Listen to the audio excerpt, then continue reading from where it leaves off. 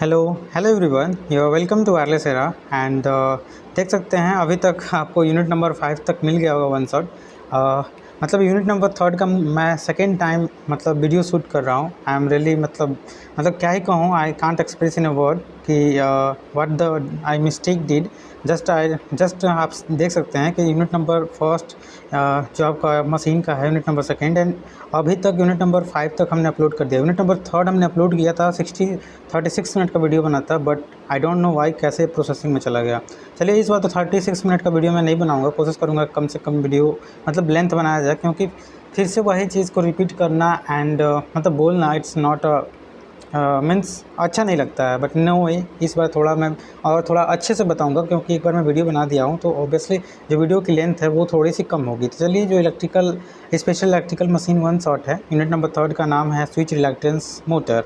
सबसे पहले हम थोड़ा सा ओवरव्यू देख लेते हैं सिलेबस। इसमें हम स्विच रिलक्टेंस मोटर के कंस्ट्रक्शन फीचर्स एंड SRM जो लीनियर स्विच रिलक्टेंस मोटर है, एज वेल एज उसके टॉर्क प्रोडक्शन परफॉर्मेंस एंड मतलब sensorless operation and close loop control हम देखने वाले हैं। तो चलिए हम स्टार्ट करते हैं without just wasting our time. बिल्कुल हम टॉपिक की इसमें बात करने वाले हैं। तो सबसे पहले जो हमारा स्विच रिलक्टेंस मोटर होता है, नाम से क्लियर है कि ये रिलक्टेंस मोटर है। और रिलक्टेंस मोटर आप जानते होंगे, मे बी आप अगर कभी भी मोटर पढ़े होंगे, टाइप्स ऑफ मोटर, तो उसमें मशीन जो आप पढ़ते हैं सेकेंड, उसके उसके में special purpose machine last chapter होता है, तो उसमें मे बी रिलक्टेंस मोटर आप पढ़े हों। तो रिलक्टेंस मोटर इस क्या ऐसा मोटर होता है जिसका आप कंस्ट्रक्शन देख सकते हैं। कंस्ट्रक्शन ऐसा होता है कि यहाँ पे जो ये स्लॉटिंग बनी होती है, तो स्लॉटिंग और आप स्टेटर और रोटर के स्लॉटिंग के बीच में एयर गैप ज़्यादा है। और यहाँ पे जो ये साइलेंट पोल जैसा है जो प्रोजेक्शन है, यहाँ पे जो है एयर गैप कम है।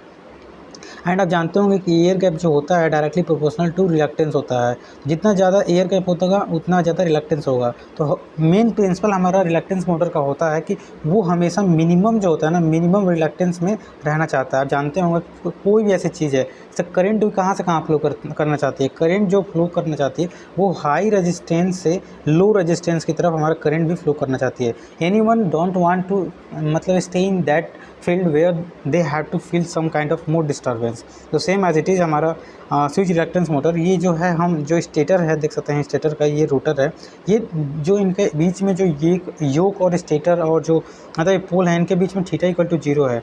हम थीटा को बढ़ा के मतलब इसका जो मतलब स्विच रिलक्टेंस मोटर का जो परफॉर्मेंस है वो चेंज कर सकते हैं। तो चलिए आगे हम कंस्ट्रक्शन के बारे में देख लेते हैं।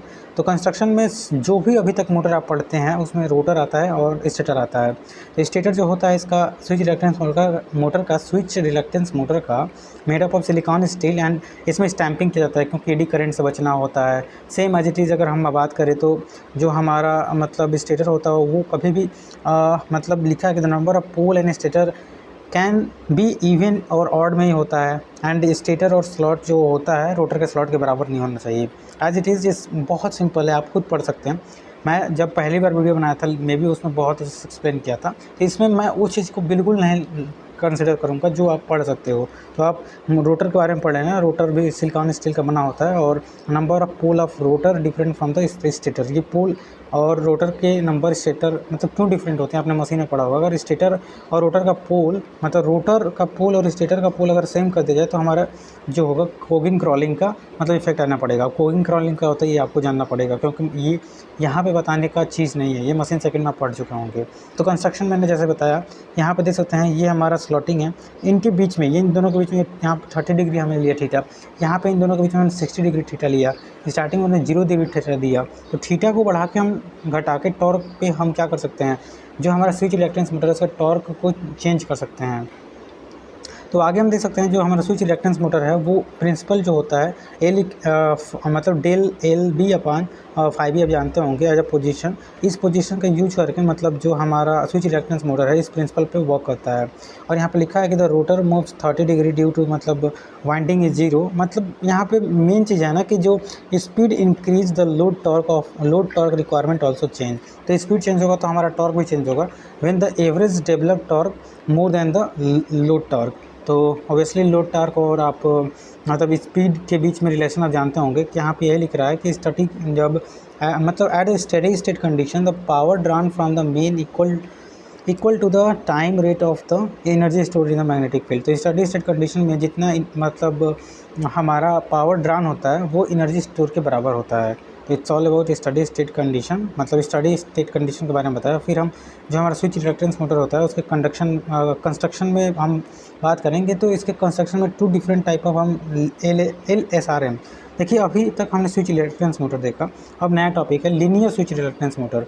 तो ये स्विच रिएक्टेंस मोटर का टाइप है लीनियर स्विच रिएक्टेंस मोटर। इसमें 2 टाइप के हम रोटर लेते हैं, एक लॉन्गिट्यूडनल और एक ट्रांसवर्स टाइप का हम लेते हैं। और जो लीनियर स्विच रिएक्टेंस मोटर होता है, both configuration can be unroll stator and rotor rotatory by the, जो हमारा स्विच रिएक्टेंस मोटर होता है वो radial magnetic field path and axial magnetic path मतलब रेस्पेक्टिवली, जो हमारा मतलब दोनों का कॉन्फ़िगरेशन जो है रेडियल मैग्नेटिक पाथ, किसी का एक्सियल मैग्नेटिक पाथ होता है।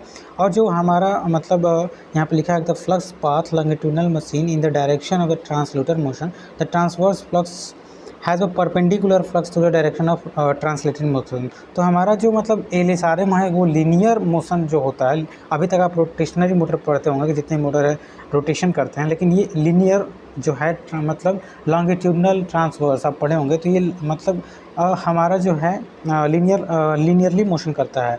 और इनके जो मतलब टोपोलॉजी है 2 टाइप का हम पढ़ते हैं कि एक जो एक्टिव स्टेटर एक passive stator.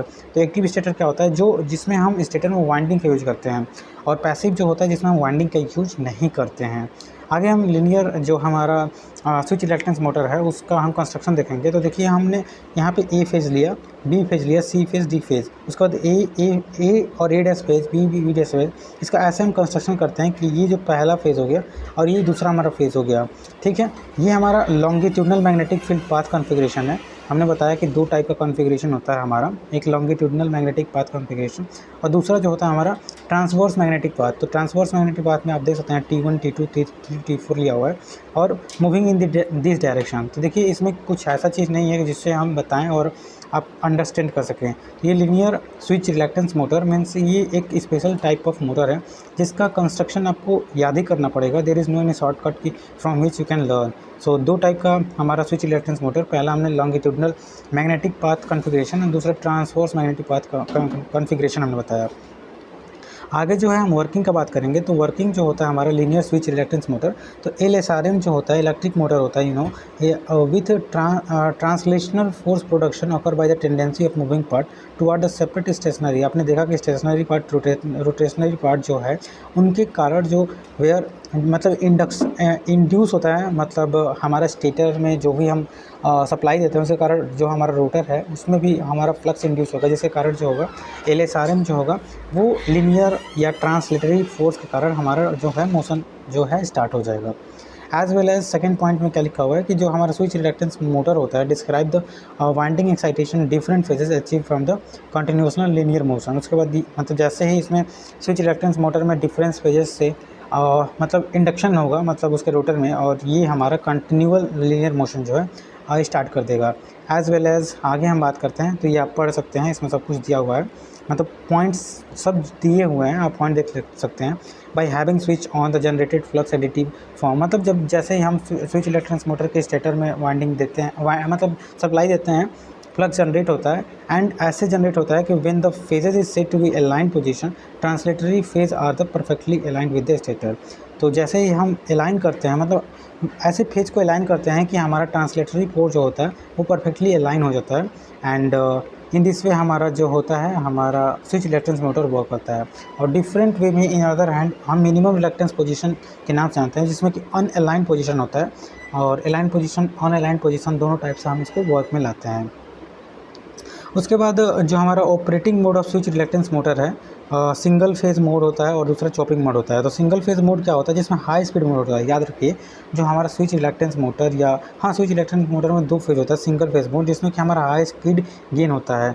The current rise with the limit during the small interval of time. देख सकते हैं जब आप आई और फाई के बीच में आप जब ग्राफ ड्रा करेंगे तो ग्राफ कुछ ऐसा आता है, यहाँ पे स्विच क्लोज हो गया और यहाँ पर स्विच जो है ओपन हो गया। एज वेल एज जब आई और थीटा के बीच में फिर से मतलब आप ग्राफ ड्रा करेंगे तो ये जो है पहले इंक्रीज़ करेगा, उसके बाद एक सर्टेन टाइम के बाद जब थीटा 1 थीटा 2 जैसा जैसा चेंज करेंगे इसके बाद ये जो है डिक्रीज़ होकर 0 हो जाएगा।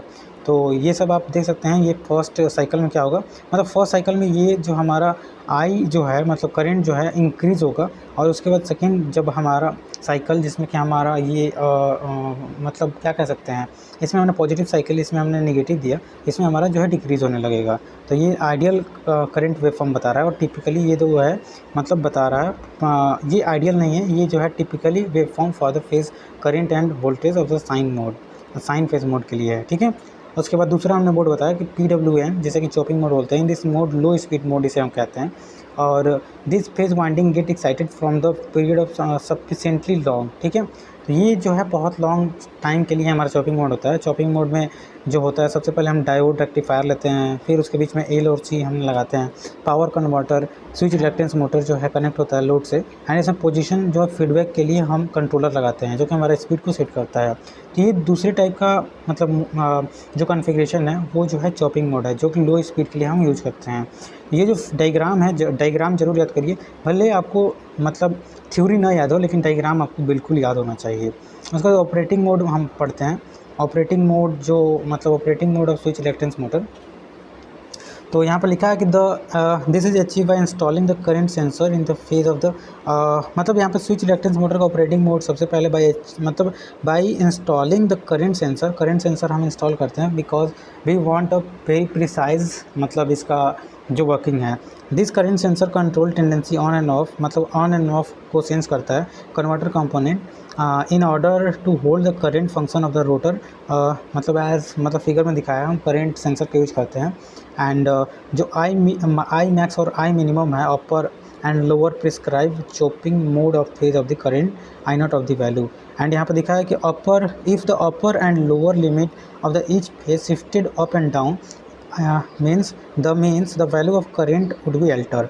तो ऑब्वियसली है कि जब करंट को up maximum upper and maximum minimum में हम ले जाएंगे, तो हमारा जो मतलब वैल्यू ऑफ करंट है वो मतलब डिफरेंट होगा, and this will result the torque. हम द मतलब टॉर्क और स्पीड को मतलब करंट को चेंज करके हम क्या कर सकते हैं, टॉर्क और स्पीड को हैंस यहाँ पे लिखा है कि एडजस्ट कर सकते हैं as we want to desire. उसके बाद हम बात करते हैं, मतलब यहाँ पे है कि जब देख सकते हो यहाँ पे ये पॉजिटिव साइकिल है, फिर ये जीरो हो गया, फिर ये हमारा पॉजिटिव साइकिल, फिर ये जीरो हो गया, फिर मतलब हमने पल्स प्रोवाइड किया है, पॉजिटिव पल्स और जीरो हो रहा है। तो पॉजिटिव पल्स जब भी आएगा, इसमें हमारा जो है करंट की वैल्यू मैक्सिमम से मिनिमम से मैक्सिमम बढ़ेगा, फिर हमारा इसमें डिक्रीज होगा जब जीरो वाला फेज आएगा, फिर इसमें इंक्रीज होगा, फिर डिक्रीज होगा, मिनिमम मैक्सिमम के बीच में इंक्रीज डिक्रीज इंक्रीज डिक्रीज। मतलब पॉजिटिव साइकिल में हमारा जो करंट की वैल्यू जो है ये क्या होगा, ये स्टेप अप मतलब बढ़ेगा, और इसमें क्या होगा हमारा डिक्रीज़ होगा।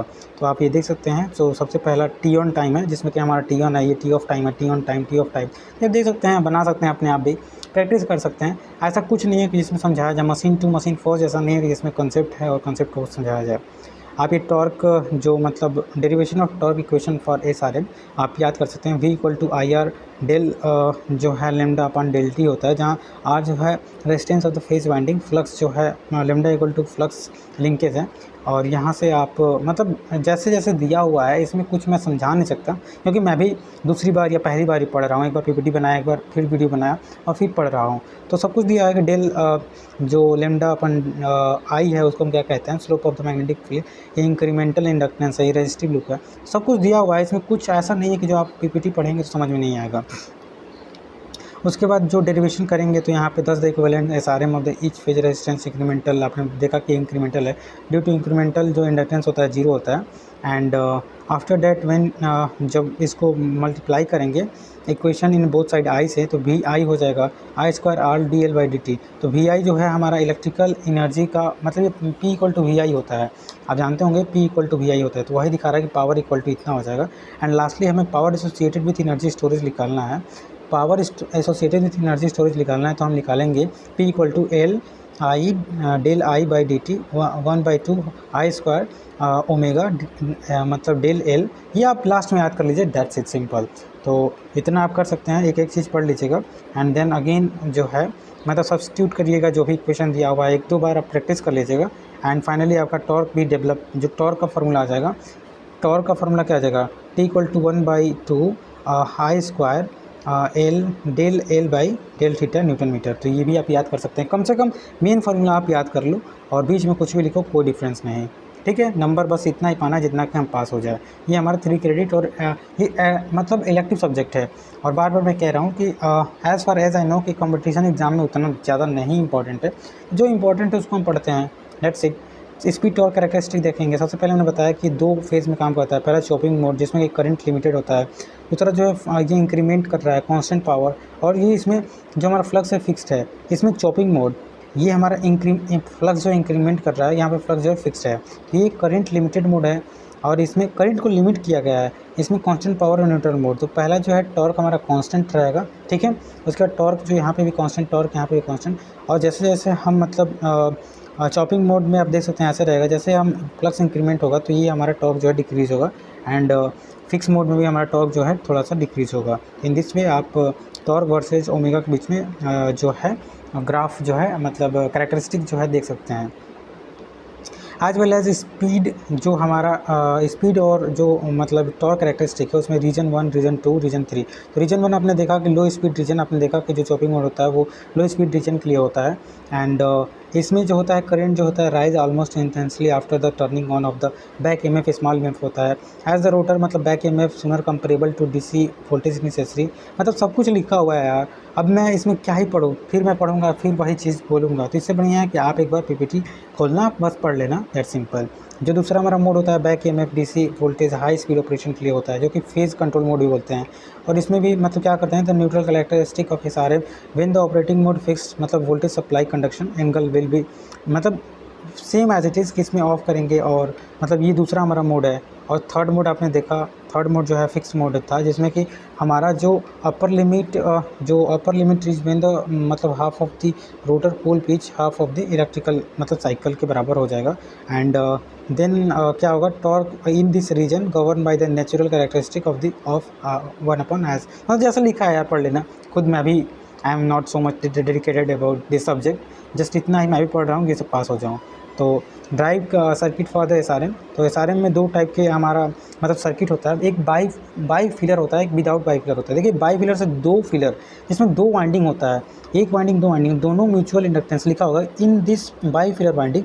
और bifilar consist of 2 separated winding, 2 separated winding so arrange closely to complete magnetic. मतलब इसमें मैग्नेटिकली जो होते हैं क्लोज होते हैं। And this winding recorded the 2 winding of the transformer, 2 winding के ट्रांसफार्मर की तरह ये वर्क करते हैं, इसे हम बाई फिलर वाइंडिंग कहते हैं। और विदाउट बाई फिलर आप देख सकते हैं इसमें कोई भी ट्रांसफार्मर 2 वाइंडिंग नहीं है, ट्रांसफार्मर में एक्शन नहीं होगा।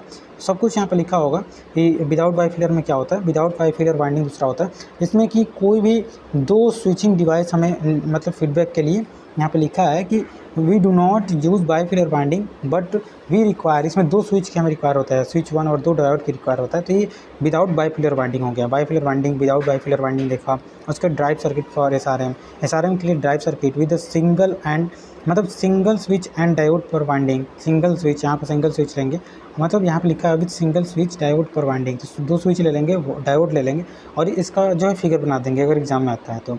एज वेल एज अब सबसे इंपॉर्टेंट जो है आप ये देखेंगे कि स्टेपर मोटर और एसआर मतलब स्विच रिलैक्टेंस मोटर में क्या अंतर है।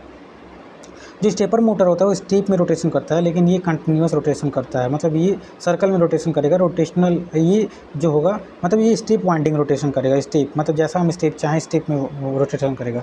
इसमें जो होता है it's defined in the open loop system ये वर्क करता है, लेकिन ये सारे में जो होता है क्लोज लूप सिस्टम में वर्क करता है।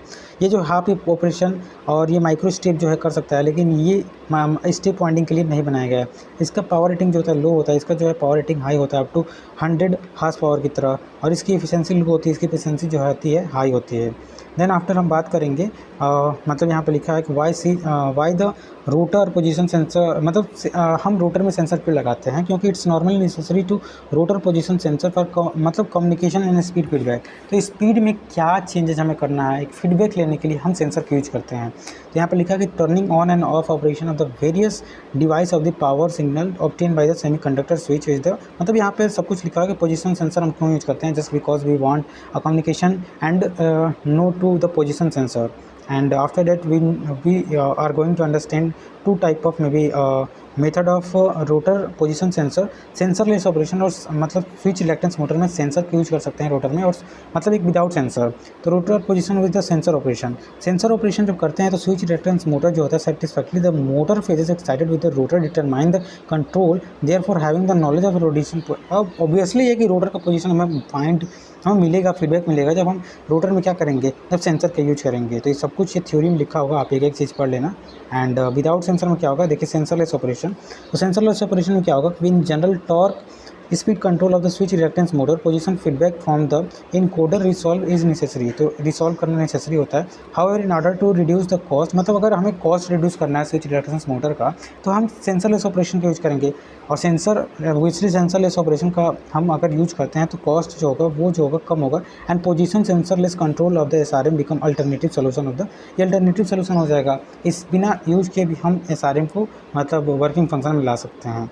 देन आफ्टर हम जो पढ़ेंगे classification of position sensorless control of the switch reactance motor. तो स्विच जो सेंसरलेस हमारा रिएक्टेंस मोटर होता है वो 3 टाइप में हम बांटते हैं। पहला जो होता है passive method, active method and competition intensive method. इसमें जो दो मेथड आते हैं, flux based method as well as inductance based method. इसका इतना ज़्यादा डिटेल्ड आपको नहीं पढ़ना है, बस आपको आए तो स्विच रिएक्टेंस मीटर अगर सेंसरलेस है तो आप दिखा देना कि ये हमारा अल्टरनेटिव मेथड है, passive method, active method and competition intensive method होता है, जिसमें कि flux based method, inductance based method, signal injection method and observe based method and neutral network method जो हमारा होता है स्विच रिएक्टेंस मोटर जो सेंसरलेस होता है उसमें होता है। उसके बाद लास्ट टॉपिक हम पढ़ेंगे जो हमारा क्लोज लूप कंट्रोल एनालिसिस है। तो इन क्लोज लूप आप जानते हैं कि जब क्लोज लूप हम करते हैं determine from the reference speed and the actual speed. तो रेफरेंस है स्पीड, जब भी हम क्लोज लूप लेते हैं, जैसे आप क्लोज लूप आप कंट्रोल सिस्टम पढ़े होंगे, तो क्लोज लूप में हम फीडबैक लेते हैं। और फीडबैक क्या होता है, error detector, error actual speed और जो हमारा जो एक्चुअल स्पीड और जो रेफरेंस स्पीड है उसमें जो ईरर जितना फाइंड हो रहा है उसको ईरर को मतलब इम्प्रूव करके हमारा जो ऑपरेशन होता है उसको बहुत ही अच्छा कर देता है। After this the produce pi controller को यूज करते हैं, जैसे कि हमारा जो टॉर्क जो है या जो आप कह सकते हैं कि हमारा रेफरेंस करेंट हो गया, वो फाइनली जो मतलब जो भी हमारा रोटेशन आता है वो बहुत ही प्रिसाइज आएगा जब हम क्लोज लूप में फीडबैक लेंगे। तो यही सब कुछ दिखाया हुआ है कि सबसे पहले हमने ये जो भी है गेट पल्स प्रोवाइड किया। हमने पीआई कंट्रोलर जो कि पोजिशनल इंटीग्रेटर जो कंपरेटर हमने लिया, यहाँ पे कंपरेटर ही है जो कि कंपेयर करेगा। यहाँ पे फिर से कंपेयर लिए के ही, जब आप कंट्रोल सिस्टम पढ़ते हैं तो आपको मालूम होगा एक कांस्टेंट होता है। और PWM हमने लिया पल्स विथ मॉड्यूलेशन।